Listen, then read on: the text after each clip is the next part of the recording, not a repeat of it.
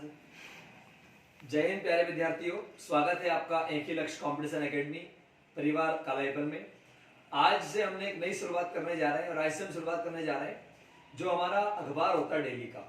हम सभी लगभग कुछ लोग पढ़ते कुछ नहीं पढ़ते हैं, लेकिन मैं चाह रहा हूँ कि क्योंकि कई सारे छात्र हमारे अखबार नहीं पढ़ पाते हैं या उनको इंटरेस्ट नहीं होता है, तो मैं चाहता हूँ कि मैं उनको अखबार की न्यूज़ सुनाऊँ। जैसे कि अर्ली मॉर्निंग अभी हो रहा है, 8 बजने वाला है, और इससे पहले हम लोग, ये हमारे सामने पत्रिका अखबार है, पत्रिका की हम जो मुख्य न्यूज़ है, हमें क्या पढ़ना चाहिए, हमारे एग्जाम की दृष्टि से क्या छोड़ना चाहिए, उस पर हम चर्चा करने वाले हैं। तो आज हम देखेंगे सबसे पहली न्यूज़ आप देख सकते हैं इस पेपर में आया है, इस्लामी मान्यताओं में हिजाब जरूरी नहीं। आपको पता है, आपने भी देखा होगा कि हिजाब को लेकर के लगातार विवाद चल रहा है, और विवाद जो है इसकी शुरुआत हुई कर्नाटक से। ये आपके एग्जाम का प्रश्न बन सकता कभी भी, हिजाब जो विवाद है वो आपका कहाँ से शुरू हुआ था, तो आपको बताना है कहाँ से शुरू हुआ था। ये हुआ था कर्नाटक से। अब जो कर्नाटक हाईकोर्ट है, इसके जो मतलब इसमें जो यहाँ के मुख्य न्यायाधीश है वो ऋतुराज अवस्थी जी है। और आपको पता है कि जैसे कर्नाटक में वर्तमान में बीजेपी की सरकार है और वहाँ के जो मुख्यमंत्री है वो बसवराज बोम्मई है, ठीक है ना। और राज्यपाल की यदि हम बात करें तो हमारे मध्य प्रदेश में कभी सांसद रहे, आपको पता होगा, जो कि हमारे पहले हम कह सकते हैं कि थावरचंद गहलोत जी जो कि सांसद थे और कानून मंत्री थे पिछली बार में, वो वर्तमान में राज्यपाल है कहाँ के, कर्नाटक के। तो ये तो बात कर्नाटक की हुई। अब हम देखें तो यहाँ पर देखिएगा, जो कर्नाटक हाई कोर्ट है, यहाँ पर सरकार की ओर से, भाई ये विवाद आपका कोर्ट में जाता है, कोर्ट में विवाद गया है कि इसको पहनना चाहिए, नहीं अलाउ करना चाहिए, तो सरकार की ओर से जो व्यक्ति कोर्ट के अंदर अपनी बातों को रखता है, ठीक, वो होता है महाधिवक्ता, ठीक है ना, उसे बोलते हैं महाधिवक्ता, एडवोकेट जनरल बोलते हैं, ठीक है ना। और भारत में इसी प्रकार से भारत सरकार में जो भारत सरकार की बातों को सुप्रीम कोर्ट में रखता है वो महान्यायवादी होता है, अटॉर्नी जनरल होता है। तो हम देख सकते हैं दिया हुआ है कि प्रभुलिंग नवादगी जो है आपके, ये कहाँ के सरकार का इन्होंने पक्ष रखा, कहाँ का, कर्नाटक। इन्होंने कहा कि भैया जो है आपका इस्लाम के हिसाब से कि इस्लामी मान्यताओं में हिजाब जरूरी नहीं है, ये कहा गया, ठीक है ना। आगे हम देखेंगे तो पहली न्यूज ये आती है। सेकंड न्यूज पे हम आते हैं। सेकंड न्यूज बनती है कोलकाता से। आपको पता होगा पश्चिम बंगाल के वर्तमान मुख्यमंत्री ममता बनर्जी है और पश्चिम बंगाल के जो राज्यपाल है वो जगदीप धनखड़ है। और आपको पता है, चूंकि देखिएगा अभी वर्तमान में देश में बीजेपी की सरकार है, तो अधिकांश जो राज्यपाल बनाए गए, आपको पता है राज्यपाल की नियुक्ति कौन करता है, राष्ट्रपति करता है। और राष्ट्रपति जी की भी बैकग्राउंड को देखा जाए तो वैसे वो पूरे देश के राष्ट्रपति होते हैं, किसी पार्टी के नहीं होते, लेकिन वो बीजेपी बैकग्राउंड से जाते हैं। तो कहीं ना कहीं देखा जाए तो जब भी इस तरह का सिस्टम चलता है तो देखा जाता है तो सरकार पे आरोप लगते हैं कि भाई जो राज्यपाल है रामनाथ कोविंद जी ने नियुक्त किया, कहाँ पे, पश्चिम बंगाल, धनखड़, जगदीप धनखड़ जी को।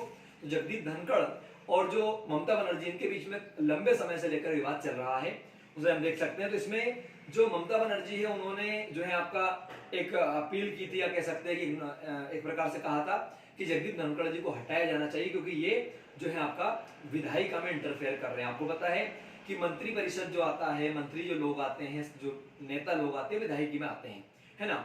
और राज्यपाल जो होता है वो राज्य का हम कह सकते हैं कि प्रथम नागरिक कहलाता है, राष्ट्रपति प्रथम नागरिक। तो इसमें दिया हुआ है कि कलकत्ता हाईकोर्ट के राज्यपाल जगदीप धनखड़ को पद से हटाने के लिए केंद्र सरकार को निर्देश देने के अनुरोध करने वाली जनहित याचिका शुक्रवार को खारिज कर दी गई है। PIL जनहित याचिका को हम क्या बोलते हैं, PI बोलते हैं। कहने का मतलब है कि पश्चिम बंगाल की ओर से सुप्रीम कोर्ट में कहा गया था कि जगदीप धनखड़ को हटाना चाहिए क्योंकि वो संवैधानिक जो व्यवस्था है उसका उल्लंघन कर रहे हैं, इस तरह का उन्होंने अपना आरोप लगाया।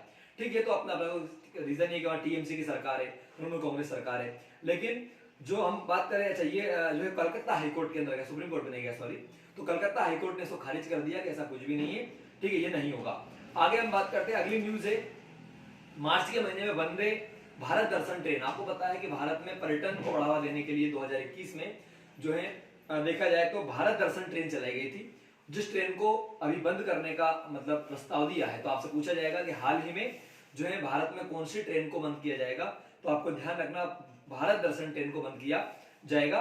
और वर्तमान में इसके स्थान पर जो नई ट्रेन चलेगी आपकी, ठीक है ना, है ना, वो देखा जाए तो भारत दर्शन जो है आपका इसकी जगह पर भारत गौरव ट्रेन चलेगी। कौन सी चलेगी, भारत गौरव ट्रेन आपकी चलाई जाने वाली है। क्लियर है। तो आप जब भी पढ़ते हैं अखबार को तो आपको इस तरह की न्यूज को देखना है जो हमारे एग्जाम के लिए जो है बनती है। आप देखेंगे कि जो मैगजीन्स वगैरह आती है मंथ की, उनमें अधिकतर अखबार की न्यूजों को ही ऐड किया जाता है।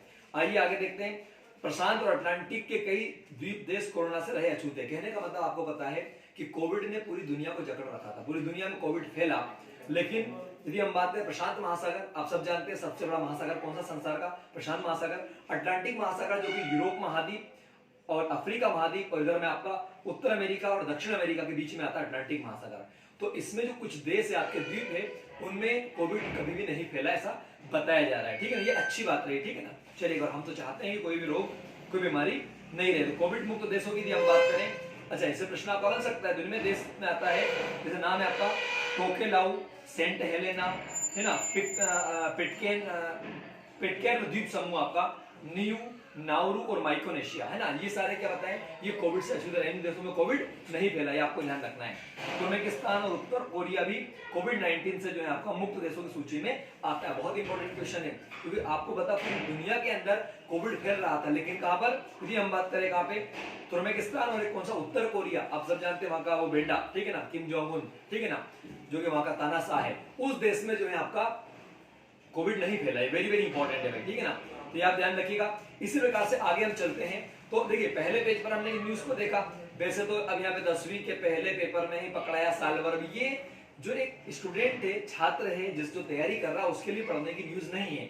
हाँ, अब जैसे यहाँ पे देखा आम आदमी को राहत, प्रदेश में 17 सड़कों पर नहीं देना होगा टोल टैक्स, तो ये इंपॉर्टेंट न्यूज है कि हमारे मध्य प्रदेश में 17 टोल टैक्स ऐसे होंगे जहां पर टोल टैक्स आम आदमी को नहीं देना होगा। तो ये इंपॉर्टेंट क्वेश्चन आपका हो सकता है। एक बार मतलब इंपॉर्टेंट चीज ये है कि अखबार में आपको क्या पढ़ना और क्या छोड़ना है, ये बड़ा महत्व रखा था। अब बैठ जाइएगा, आप इधर बैठ जाओ, कोई दिक्कत नहीं आ जाती। आप देख सकते हैं हमारे बच्चे भी, छात्र भी आ रहे लगातार, है ना, क्लास का समय होने वाला है और इससे पहले हम डेली न्यूज की बात करेंगे आपसे ना। आज हम शुरुआत कर रहे हैं, देखते हैं इस प्रोग्राम को आगे बढ़ाएंगे हम लोग। अब हाँ, एक बात और, एक और न्यूज इसमें बड़ी महत्व है, हालांकि इसका भी एग्जाम में इतना एग्जाम से कोई मतलब नहीं, लेकिन फिर भी हम देखेंगे।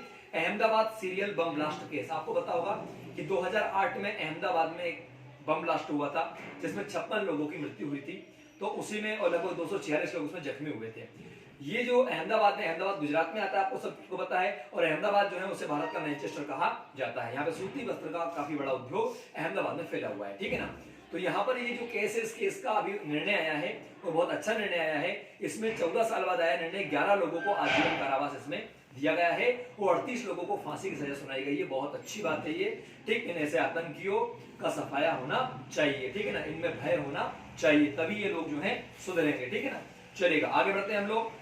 अगला आता है हमारा, जैसे यूएई के द्वीप पर खोजा गया 8500 साल पुरानी इमारत का ढांचा। बड़ी अच्छी न्यूज है आपकी। यूएई बोले तो यूनाइटेड एमिरेट्स हम बोल सकते हैं, ठीक है ना, मतलब कि संयुक्त अरब अमीरात, है ना, हम बोल सकते हैं यूनाइटेड अरब अमीरात, है ना।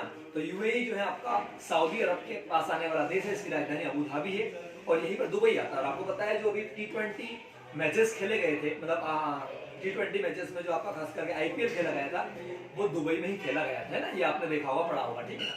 चलिए, तो हम देखेंगे, तो उन्होंने बताया है कि साहब यहाँ पे यूएई जो है आपका, मतलब जो कि आपका कह सकते हैं ईरान के पास में, ईरान सऊदी अरब ओमान के आसपास में आता है, हमारे गुजरात से पश्चिम की ओर में आता है यूएई, है ना। चलिए, अरबी देशों में आपका नाम आता है इसका, काफी अमीर देश है हमारे एशिया महाद्वीप का यूएई।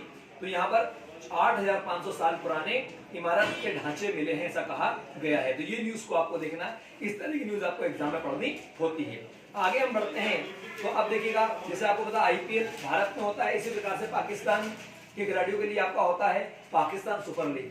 तो पाकिस्तान सुपर लीग के बारे में दे रखा है, इसमें दे रखा है कि सबसे महंगा खिलाड़ी कौन है, तो 15 करोड़ रुपए बताए गए आपके, ना, अफगानिस्तान का राशिद खान, जो कि आपको पता ऑलराउंडर है और बहुत अच्छा खिलाड़ी माना जाता है ना। चलेगा, आगे बात करें, अभी हाल ही में यदि खेल की बात करें तो खेल में जो T20 अभी मैच चल रहे हैं वेस्ट इंडीज भारत के बीच में, इसमें भारत जो है आपका उसने सेकंड मैच अभी लगातार दूसरा जो है आपका दूसरा मैच इसने जीता, ठीक है ना, ये आपको ध्यान रखना है ना, ये वेरी वेरी इंपॉर्टेंट है ना। चलेगा, ये आ जाएगा आपका सीरीज जीत लिया भारत, है ना, ये आ जाएगा। अच्छा, इसमें कुछ न्यूज बड़ी इंपॉर्टेंट है, जैसे कि आपका है गनी ने पदार्पण मुकाबले में ठोका 13 शतक। रणजी ट्रॉफी आप सब जानते हैं, रणजी ट्रॉफी क्रिकेट में होती है ना, हमारे भारत में होती है, भारत की सबसे पुरानी ट्रॉफियों में आती है रणजी ट्रॉफी। तो रणजी ट्रॉफी में हमारे खिलाड़ी हुए जिनका नाम है शकीब उल गनी, ये बिहार के बल्लेबाज है।